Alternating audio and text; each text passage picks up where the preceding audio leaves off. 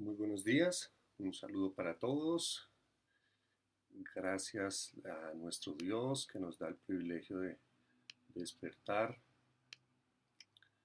de poder encontrarnos a través de este medio. Queremos eh, invitarles a que nos acompañen esta mañana a orar, a meditar la palabra de nuestro Dios. Queremos saber si nos escuchan.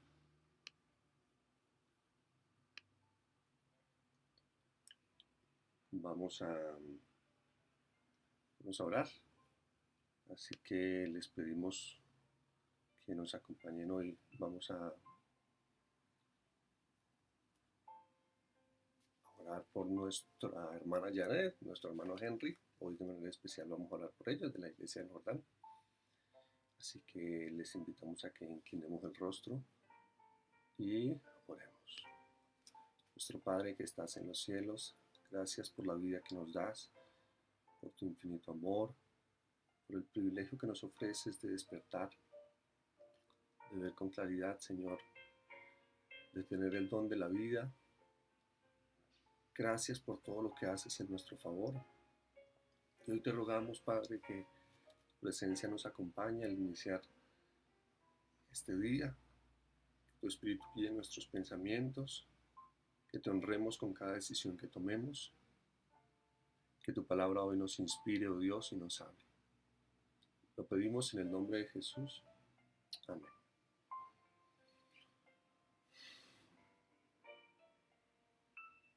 Bueno,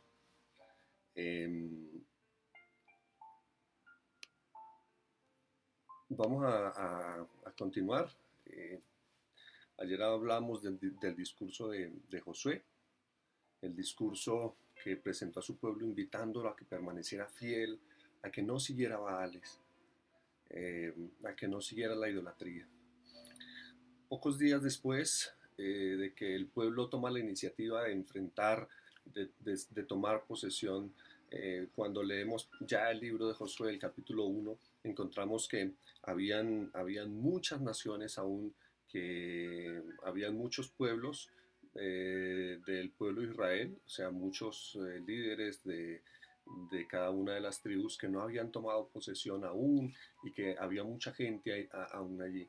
Entonces, la Biblia describe que fueron, tomaron posesión, pero finalmente en todas las naciones dejaron habitantes, dejaron habitantes allí que tristemente hicieron, que diría yo, trascendieron en la vida de cada uno de ellos. A los pocos días muere Josué. Efectivamente ya había presentado una invitación maravillosa y muere José. Lo triste del libro de jueces son varios asuntos. Primero, que no se ve un representante de Josué, digamos un seguidor de Josué, uno que siguiera su legado. Así como Moisés dejó a Josué, la Biblia no describe un sucesor directamente de Josué. Y es triste ver que dentro de una nación tan grande, tal vez podríamos aseverar que quien tomó el liderazgo podría ser alguno de los sacerdotes o el sacerdote, pero no se ve una persona como Josué que haya tomado ese liderazgo y haya seguido con la dirección del pueblo. Sí, lógicamente el pueblo era dirigido por Dios, era un pueblo teocrático, Dios tomaba las decisiones, pero aún así Dios entonces escogía uno para que fuese su representante y a través de él, como sucedió con Moisés y Josué, el Señor ejecutase su voluntad. Y puede ser que tal vez hubo una falta de un líder, puede ser que tal vez los sacerdotes no tuvieron la trascendencia que debieron tener para poder llegar a toda la nación. Y también el pueblo no obedeció correctamente la palabra de Dios. Dios les había dicho que expulsara a todos sus habitantes. Y cuando yo leo, por ejemplo, el capítulo 1, encuentro textos como el verso 27, tampoco Manasés expulsó a los de Betseán, ni a los de sus aldeas. Verso siguiente, tampoco Efraín. expulsó al cananeo, tampoco Zapulón expulsó al que habita en Quitrón, tampoco Aser expulsó. Y uno va a encontrar a lo largo del relato que lo que hay tristemente es la desobediencia de parte de un pueblo a la voz de Dios. La desobediencia. Y eso trajo consecuencias. Las consecuencias que pudo traer esta situación fue que ahora estas personas que habitaban se levantaron contra los mismos habitantes. Formaron ejércitos. Y lo peor radicó en que la influencia de ellos fue mucho más poderosa que la influencia del pueblo de Dios. Es triste leer el libro de Jueces, porque como no había un líder, no había un rey, la Biblia describe que cada quien hacía lo que bien le parecía. Cada quien hacía lo que bien le parecía. Lo que desde su propia convicción, desde lo que su propio conocimiento consideraban estaba bien. Y siempre las ideas del hombre están mal. Y yo me encuentro entonces que frente a cada situación compleja, el Señor siempre levantaba a una persona con el objetivo de liberar al pueblo, porque ahora se había convertido tristemente, se había oprimido por las naciones que ellos mismos habían permitido que habitaran ahí. Con el tiempo, después de la muerte de Josué, esas naciones se levantaron y oprimían al pueblo.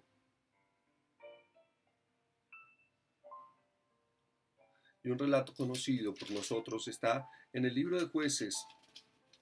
Bueno, no tenemos tiempo para detenernos en cada uno de los jueces que Dios levantó para liberar al pueblo, pero permítanme hablar rápidamente de uno destacado, bueno, todos destacados, pero de pronto uno que quisiera extraer algunos asuntos interesantes, que está en el capítulo 6 del libro de Jueces. Se describe que verso 6, y así tristemente empiezan la gran mayoría, o hasta aquí los capítulos de Jueces. Dice: los hijos de Israel hicieron lo malo ante los ojos de Jehová, y Jehová los entregó en manos de Madián. Los hijos de Israel hicieron lo malo y Jehová los entregó en manos de... Si usted lee también el comienzo de los capítulos anteriores, describe lo mismo. Esto, por ejemplo, el verso 4: y los hijos después de la muerte de Ahod, los hijos de Israel volvieron a hacer lo malo ante los ojos de Jehová. Y así es un relato, es una descripción igual triste y dolorosa del pueblo de Israel, desobedeciendo a Dios, alejándose. Y lo peor, postrándose ante Baales, ante otros dioses. Después de esta situación, dice el verso 2: como la mano de Madián los oprimía cada vez más, los hijos de Israel, por temor a los madianitas, se hicieron cuevas en los montes, cavernas y lugares fortificados. Pues sucedía cuando Israel tenía algo sembrado, subían los madianitas y amalecitas, los hijos del oriente, contra ellos, subían y los atacaban. Acampaban frente a ellos, destruían los frutos de la tierra hasta llegar a Gaza, y no dejaban que comer en Israel ni ovejas, ni bueyes, ni asnos, no los dejaban progresar. Esta nación, estas naciones, porque se unieron varios, los tenían oprimidos, oprimidos en su propia tierra, oprimidos en su propia casa, solo por el hecho de desobedecer la voz de, bueno, solo por el hecho de no obedecer la voz de Dios. Digo solo por eso, porque es que eso es lo único que realmente nos lleva a vivir una situación tal. En ese contexto, Dios llama a un hombre un hombre trabajador que en medio de la situación compleja estaba laborando. Tal vez no era muy representado, no era el hombre más representante para ninguna nación, ni siquiera para su propia casa, porque él mismo lo describe. Dios llamó a Gedeón. Le dijo: Gedeón, necesito un trabajo tuyo, necesito que por favor me permitas usarte para liberar esta nación de ellos mismos, de los madianitas. ¿De quiénes más describe la Biblia? Los hijos de Madián, los amalecitas, los hijos del oriente. Había muchas naciones que se habían unido y que oprimían al pueblo. Cada cultivo era saqueado. sus ovejas, sus bueyes, todo ello. Mis apreciados, Josué un poco reacio a la situación. El relato describe que entonces habló con Jehová y le dijo, mira, Señor, hay dos relatos interesantes, pero del llamamiento de Gedeón. La confirmación del llamamiento de Gedeón consistió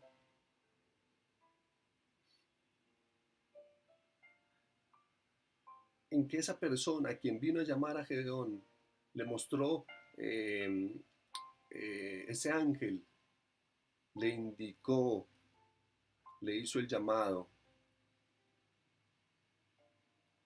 Y Gedeón pudo ver el poder de Dios cuando fuego consumió un sacrificio, bueno, más que un sacrificio sí, hablemos de un sacrificio. Pero aún así Gedeón tenía dudas de la invitación que Dios le estaba haciendo. Había miedo en su corazón, porque es que estas naciones eran varias y era un número grandísimo. Así que Gedeón, para confirmar ese llamado, lo que hace es entonces decirle al Señor, Señor, mira, aquí hay un algodón.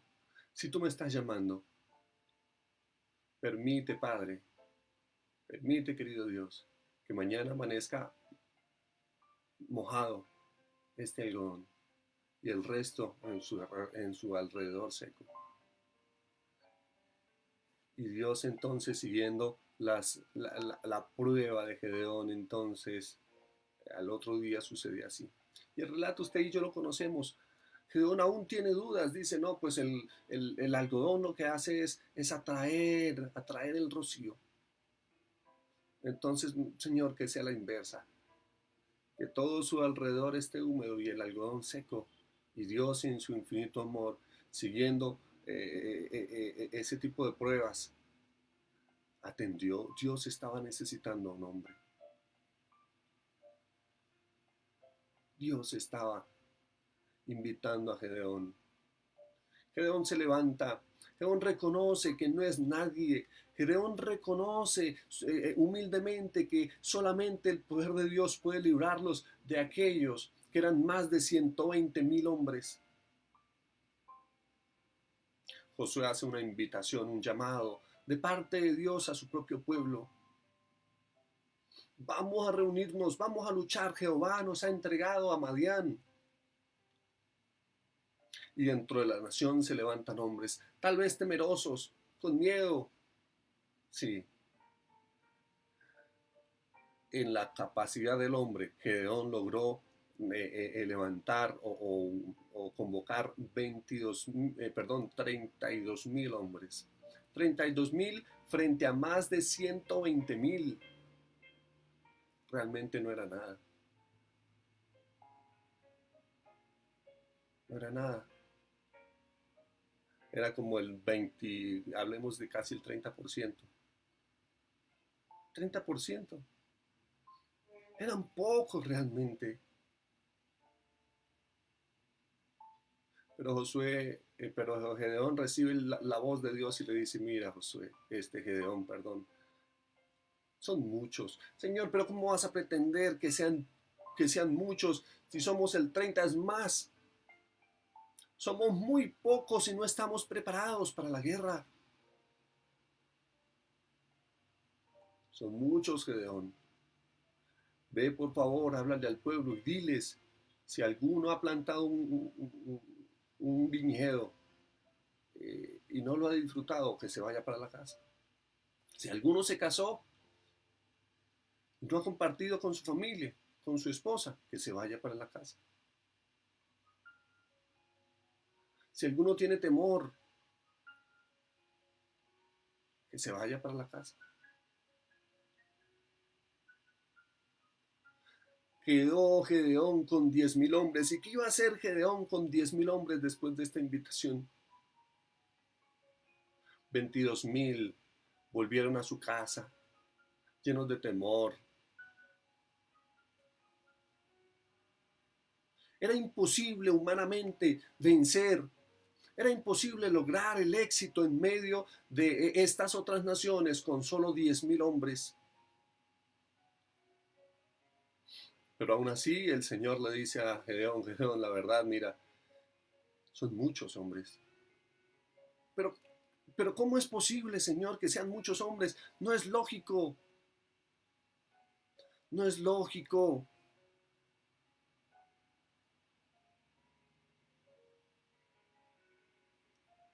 Muchos hombres.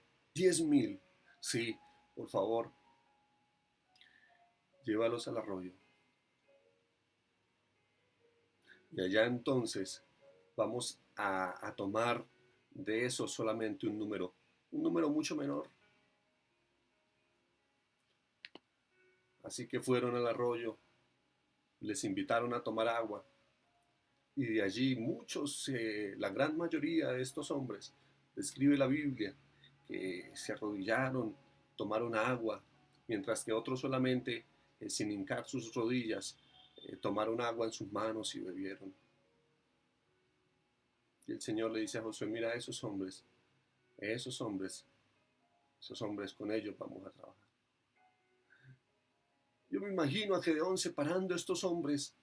De esos 10,000, solamente 300. ¿Qué es 300? 300 es una cantidad mínima para enfrentar más de 120,000 hombres. Mucho más que 120,000 hombres. 3 naciones. Si hacemos cuentas, yo me imagino a Gedeón haciendo cuentas, ¿cuánto le tocaría enfrentar cada hombre? ¿Cuántas personas enfrentaría cada hombre?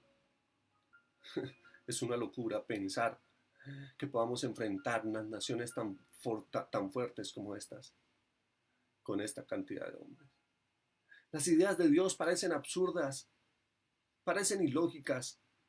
Con estos 300, Dios le dice, bueno, cada uno tome una trompeta. Una trompeta. Pero ¿cómo es que tome una trompeta, Señor, si lo que necesitamos es una espada?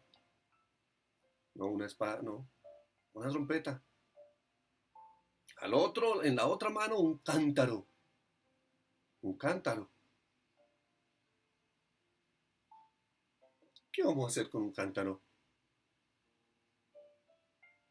Con un cántaro podemos acabar con uno o con dos. Entonces, ¿qué pretendería el Señor? Que acabáramos con los madianitas golpeándolos con un cántaro y dándole un trompetazo. Parece ilógico. Pero mi hermano, bueno, había otro elemento de más. El otro elemento en esa convocatoria, en esos 300, ese otro elemento consistía en una luz. En una luz. 3 elementos que no tenían que ver absolutamente nada con la guerra para enfrentar a más de 120,000 hombres. La instrucción estaba dada. En la noche subieron a la montaña. Alrededor, a la parte en la llanura, se podían ver todo el campamento lleno de ejército. Se podía divisar la cantidad de animales, los camellos, todos preparados para la guerra.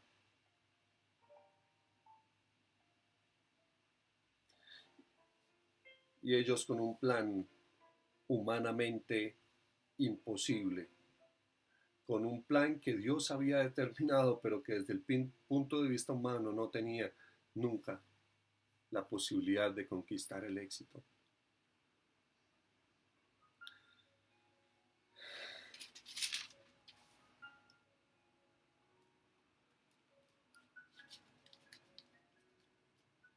Y permítame leer, la Biblia describe en el capítulo 7, a partir de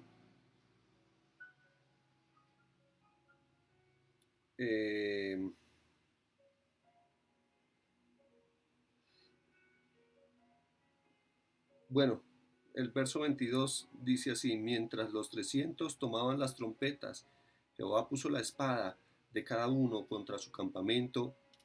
En todo el campamento y el ejército huyó hacia Betzita en dirección de Zera, hasta la frontera de Abel Mela en Tabar. ¿Sabe qué ocurrió? Pues apreciado, mire, fue sencillo.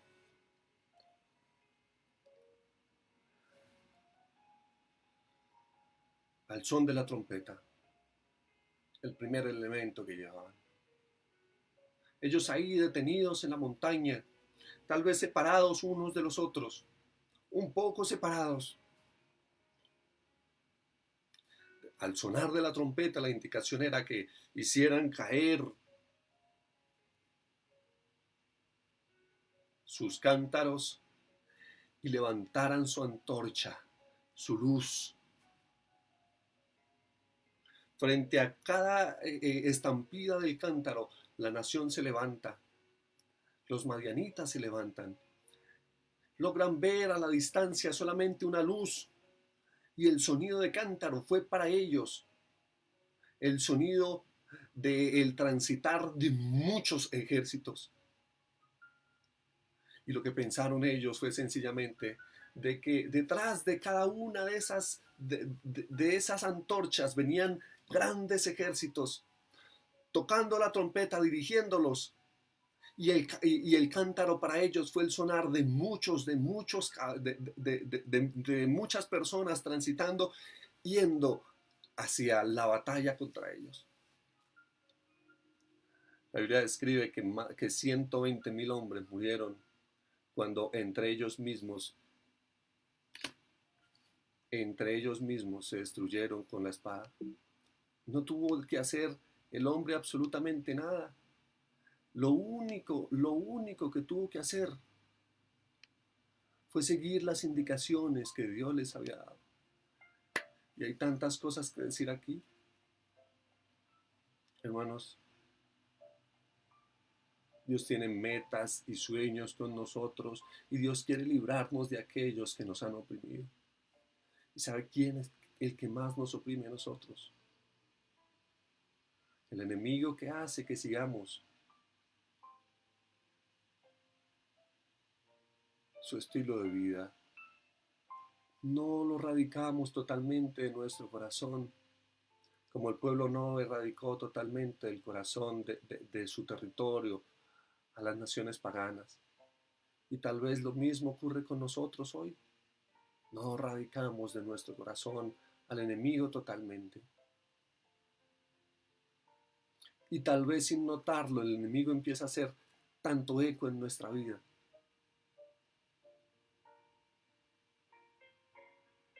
Y un día nos damos cuenta que nos hemos vuelto esclavos de aquellos privilegios que Dios nos dio.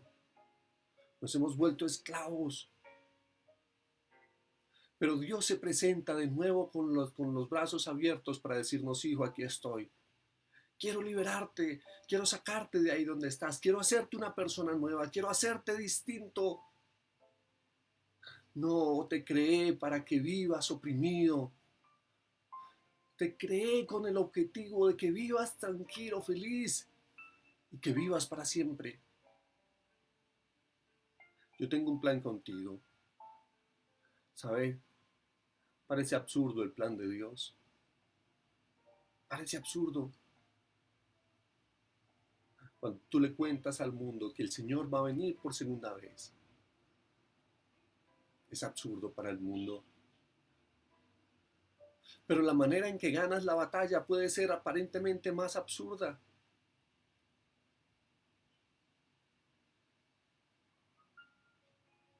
¿Quién dijo que ganar una batalla consistía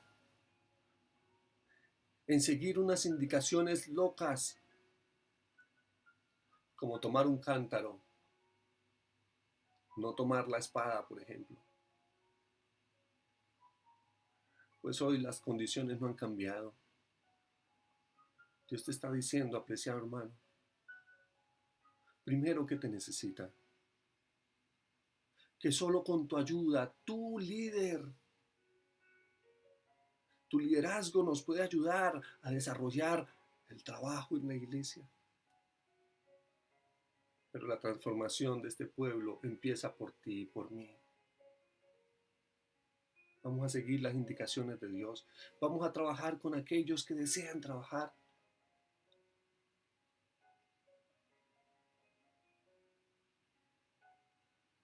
No olvides que aunque el plan de Dios parezca absurdo, será el plan que Dios tiene para que tú y yo alcancemos el éxito. Será el plan que Dios tiene para que tú y yo logremos la victoria sobre el pecado. No nosotros por nuestras fuerzas.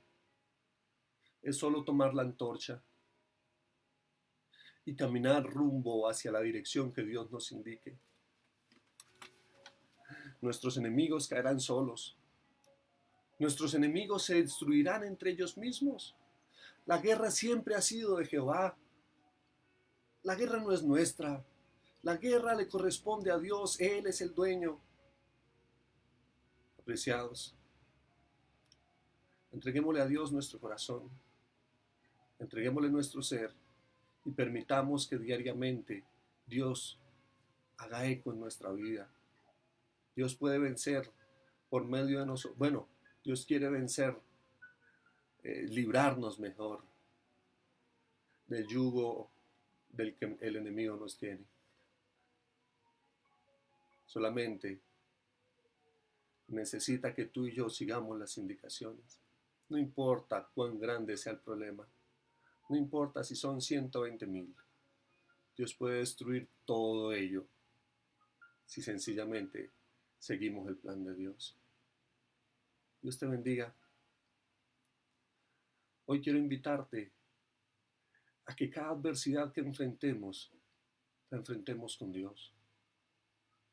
No olvides que frente a cada tentación, en medio de tu actividad laboral, en medio de tus proyectos, en medio de cada iniciativa que enfrentes hoy, entréguesela a Dios. Él te va a decir qué hacer. Él va a pelear por ti. Solo sigue las indicaciones. ¿Y sabes cuáles son las indicaciones que Dios nos ha dado? Toma tiempo cada día, cada mañana, para hablar con Dios. Ora con Él. Lo que hacemos aquí es única y sencillamente tomar un espacio para meditar en la palabra de Dios, pero no dejes de hacer tu espacio personal. Ve, entrégale tu corazón a Jesús. Vamos a orar. No sé si hayan algunas solicitudes aquí. Les dije al comienzo que vamos a orar por nuestra hermana Janet y nuestro hermano Henry de la iglesia del Jordán. Necesitan nuestras oraciones cada día. Hemos venido orando por ellos. Vamos a orar por la familia de nuestra hermana Hilda de la iglesia de Betel. Bueno, gracias por todos sus saludos, hermano Ismael, hermana Sidney, hermano Nicolás, hermana Nelfi, hermano Edison. Pido oración por la familia Santos Sánchez. Amén. Vamos a orar. Acompáñenme, por favor. Inclinemos el rostro y oramos. Nuestro Padre que estás en los cielos, esta mañana despertamos, Señor, con la satisfacción del privilegio que nos das de abrir tu palabra. Querido Padre que estás en los cielos, te rogamos, oh Dios, que te quedes a nuestro lado. Hoy, Señor, tenemos desafíos que enfrentar en nuestro trabajo, en nuestro estudio. Y te pedimos, Padre, que dirijas nuestros pensamientos y que nos des la manera en que podemos vencer, Señor. Querido Padre, tal vez no hemos erradicado el mal totalmente de nuestro corazón. Hemos dejado una semilla que ha crecido y que ha ahogado, Señor, nuestra vida espiritual tal vez. Hoy te pedimos que nos uses para arrancar de nuestro corazón todas esas cosas que nos destruyen, que acaban con nosotros. Muéstranos, Señor, qué es para mi propia vida hoy el cántaro, qué significa para mi propia vida hoy, Señor, esa llama.